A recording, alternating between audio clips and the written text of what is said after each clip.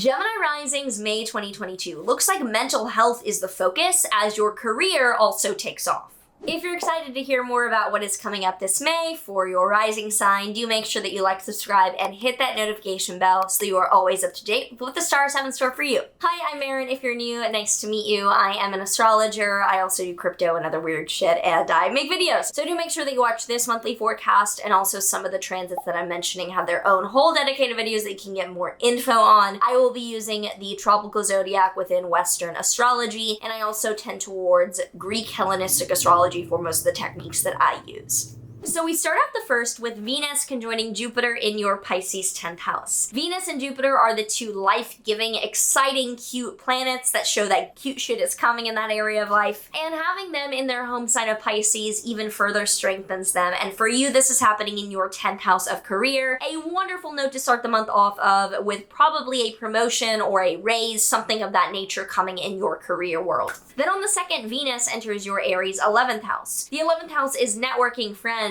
the right place at the right time. So Venus entering this very social, very extroverted part of your chart shows that you're getting along very well with those around you, might be making very new acquaintances or connections that are positive support systems, and you're becoming a little bit more extroverted as we start May off. Now on the 4th to the 5th, the Sun will conjoin Uranus in your 12th house. The Sun is knowledge or realizations, and Uranus is sudden destabilization. So you could suddenly be having a mental health realization that is destabilizing, but that is ultimately helpful in being able to adjust to the future in a better, faster sense. On the 10th, Mercury does station retrograde in your Gemini first house. So as a Mercury-ruled sign, given that Mercury rules Gemini, you, along with me, like I'm a Virgo sun, so I'm also very, very affected during Mercury retrogrades. There tend to be more miscommunications, more communication issues, more issues with getting your point across, being heard, understood correctly. Just plan for a month of May where you are misunderstood and you are trying to do everything possible to have clarity behind what you're saying and doing. I would avoid signing contracts or doing any very, very important long distance trips, even though, I mean, I'm gonna be fucking doing that because I'm always traveling, but if you can, I'd avoid those things. Also on the 10th, Jupiter is entering your Aries 11th house. So Jupiter is the planet of growth, optimism,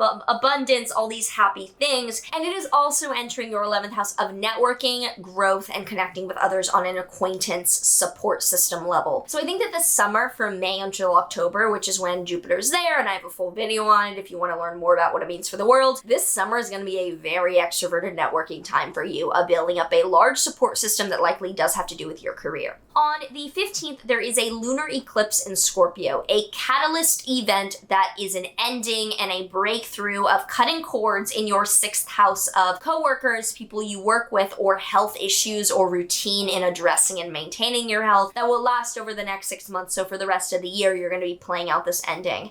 So it could be that you're cutting ties with a coworker or dynamic that is unhealthy and unsupportive. Could be that you are ending a health journey around a certain practice because you no longer need to attach to that anymore. Could also be pet related, but that's usually not the case for most people.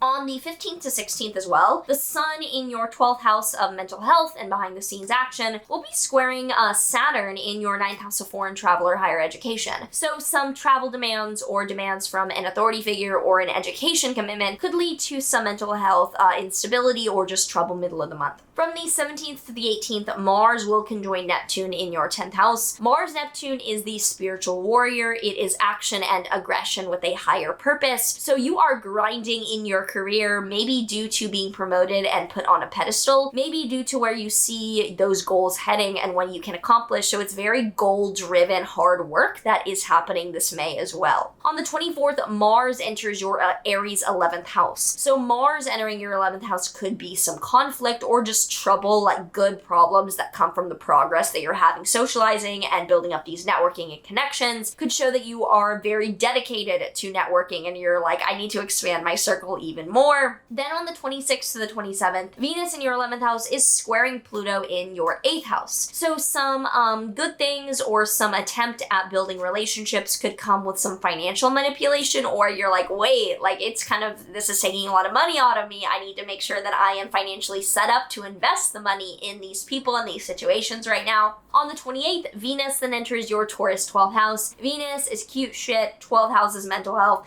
Mental health gets better end of the month with Venus entering its home sign of Taurus in your 12th house of behind the scenes. You might sleep better as well if you're having an issue with that. On the 29th to the 30th, Mars will conjoin Jupiter in your Aries 11th house as well. So the growth of a problem, or like the growth of having to address an issue, is likely at the very end of the month regarding who you're talking to and working with in a networking sense. It's not bad. It looks very much like you are taking on the challenge, but you are taking on the challenge because a group is like, you need to address the challenge. Finally, we end the month on the 30th with a new moon in your first house. Gemini new moon in your first house. Very exciting, new beginning, that you're getting a new identity, new kind of setting out on a note of, this is me, here I am, this is what I stand for, these are the values I'm upholding. New beginning in your first house of self is like a clean slate to do something in the world that is recognized and sets a standard for what you're considered to be.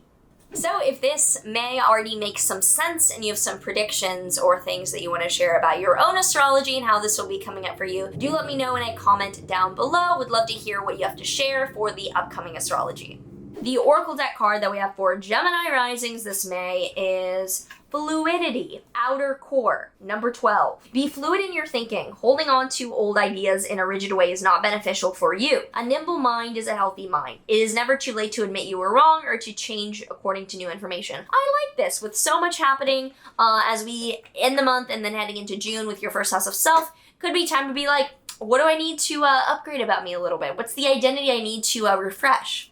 Thank you for watching. If you have any questions or anything you want to share, please do let me know down below. Also, make sure, if you have not done so already, to subscribe. And I was gonna say, like, smash the like button, but I fucking hate when people say that. So, like, lightly nudge the subscribe or like all the buttons if you do so, if you would so please. Anyway, I will see you in the next one. Take care. Oh, there is one thing